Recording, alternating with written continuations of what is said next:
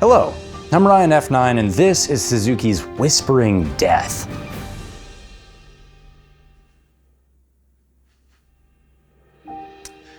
Why is the RG500 called Whispering Death? And what makes it so dangerous?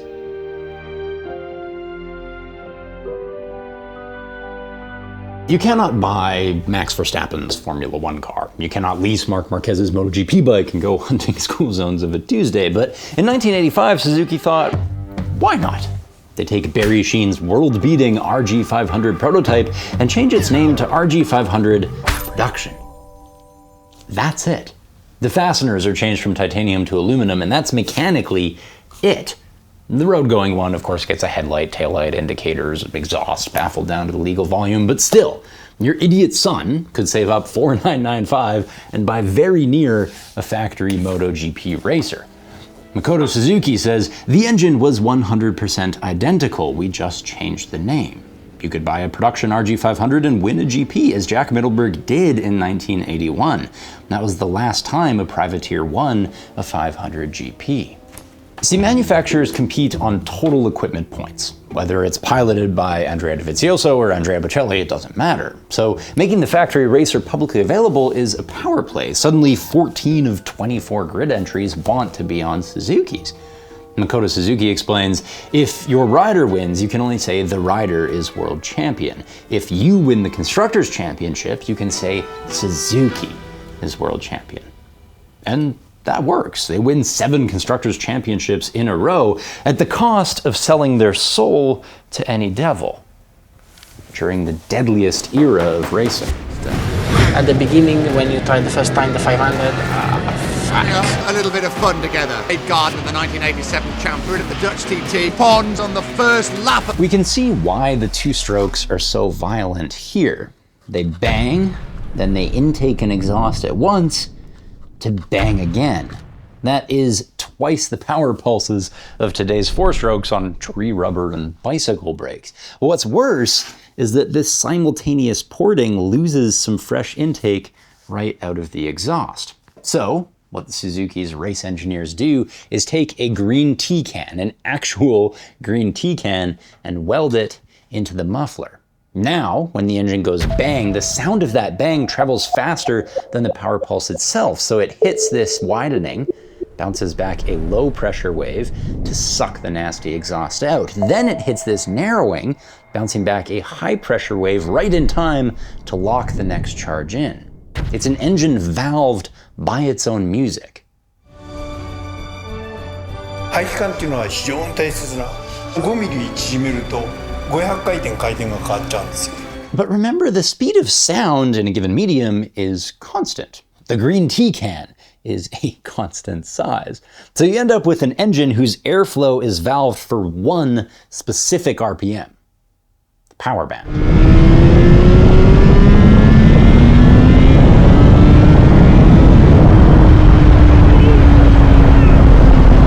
Below the power band, the engine runs rich and makes fewer horses than a gelded stallion. Then suddenly, you get 200 horsepower per liter all at once when it's on the pipe, and the engine desperately wants to rev beyond that, but you mustn't let it, because then the green tea stoichiometry becomes too lean, and since 2-strokes rely on oily gas coming up to lubricate the cylinder, running lean means rubbing a dry piston until it welds itself solid, locks up, and kills you.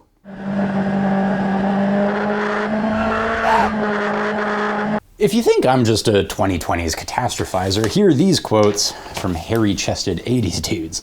Suzuki himself says, the engine was very hard to ride and peaky. The power was produced from 8,000 to 10.5, that was it. I rode the RG500 for half a lap in Japan, and only once, that was enough for me. On the straight, I opened the throttle, the rev suddenly appeared, the bike wheelied, and I pulled in. It was a terrible moment, says the guy who built the thing.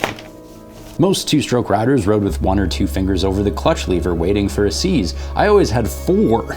You never got much warning. You'd probably get 1/10 of a second. Sometimes you could catch it, but it was the times you couldn't that were the trouble. I was flat on the tank towards Stavlo, doing like 180 odd into this long right-hander. She seized and I had no fucking chance. I went between the barriers and between this row of parked cars and out the other side into Stavlo village. The two-strokes shattered my inner ears, but if you wanted to catch a seizure early, you needed to notice that slight tinkling noise just prior to a seizure, so I never wore cotton wool in my ears. Once you heard that pre-ignition noise, you knew the top of the piston crown was getting very, very hot, so the piston would start to swell, and that's when you got your seizure. Now that tinkling sound is gas combusting on contact with the top of a red-hot piston. That is the whispering death you had to listen for, because moments after, the piston would weld itself solid and send you skidding down the road. All this at your local Suzuki dealer for 0% down. And the whispering death has an even deadlier secret to share if we listen closely. See, this engine is surreptitiously 4 MZ125 cylinders stuck in a square, like a 4-pack of Red Bull. Suzuki put the rotary valves on the left instead of the right, so people had to call it a mirror image rather than a carbon copy, but it's still a ripoff. A ripoff of the first bike to make 200 horsepower per liter, the MZ125.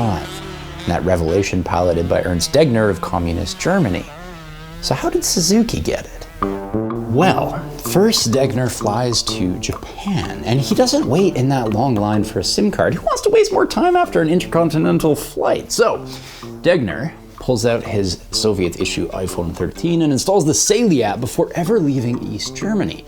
Look, there's 160 countries of data plans to choose from, even some regional ones for cross-borders, backpackers and stuff. But Degner is in Japan on business, so he gets right to plugging in the code FORTNINE, F-O-R-T-N-I-N-E, for 15% off the already penny-pinching rate. We're now at a fraction of the cost of roaming fees. I mean, just because you're about to sell Soviet state secrets to Suzuki doesn't mean you have to overpay for internet, am I right? And the app walks Degner through installing an eSIM. That's not hard, even for a 1960s chap. And if you download the app and use the code FORTNINE at checkout, you too can get 15% off of a Saily eSIM. Click the link below if you're interested. It's because of sponsors like Saily that we can now afford to tell the real Ernst Degner story, which is actually even less believable. So, Degner rode the Whispering Death for standard workers' wages Comrade, 700 East German marks per month. He was earning the same as the guy grounding his pistons, while racers in the West lived like rock stars on $3 million a year. So the flag drops at the Swedish Grand Prix, and Degner ticks his RPM past the Whispering Death line. He seizes MZ's engine and retires.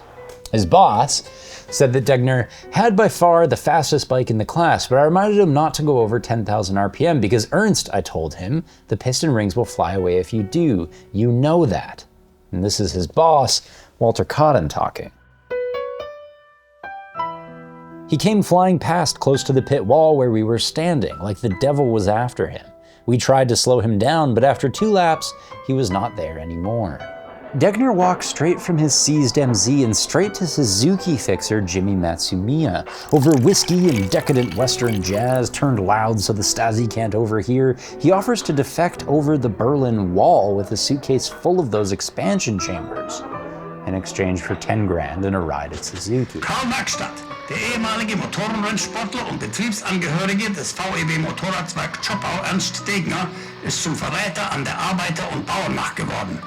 Degner, der jede nur denkbare Förderung und Unterstützung des Staates und der demokratischen Sportbewegung genoss und dadurch große Erfolge erzielen konnte, hat sich bei seinem letzten Start beim Motorrad-Weltmeisterschaftslauf in Schweden von kapitalistischen Konzernen kaufen lassen.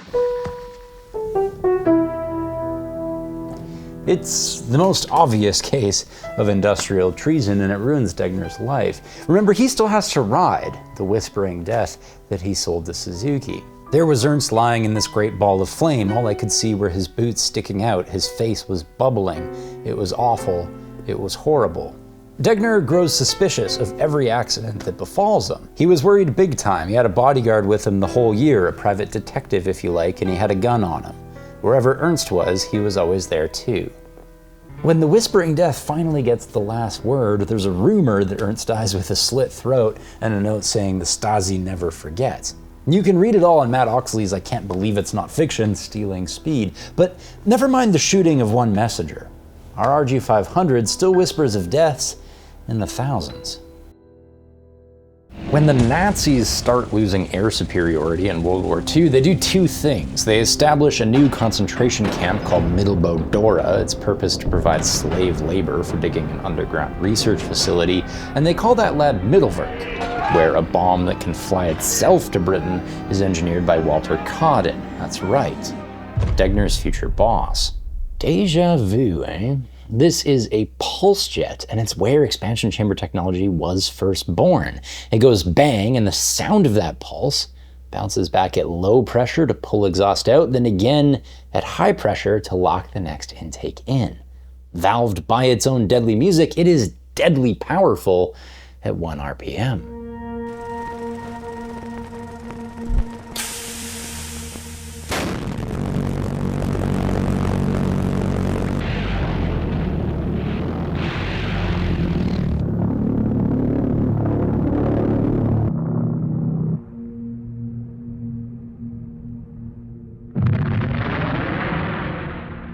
250 Jews die each day Middelwerk is marching their technology forward. It's more than was ever killed by the V1 buzz bombs.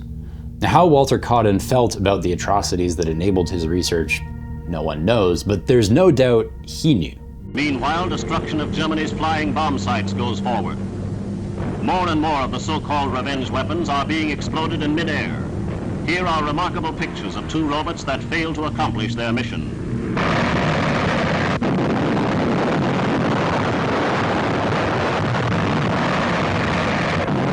When the Allies win, they invoke the two articles of war crime.